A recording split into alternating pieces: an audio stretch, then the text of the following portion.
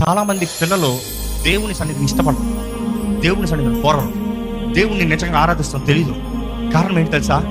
తల్లిదండ్రులు నిజంగా ఆరాధించి చూపిస్తలేదు కాబట్టి. If the parents could really show what is to worship God అనుకుంటున్నాడు, పిల్లలకి ఎలా ఉంటుంది? ఆ గౌరవం ఆటోమేటిక్ వస్తుంది. దేవుని సన్నిధిలో తండ్రి గారిని దేవా అని ఆరాధిస్తూ మొరపెడుతూ ఉంటే పిల్లడు అని పట్టలేదు అనుకుంటాడా?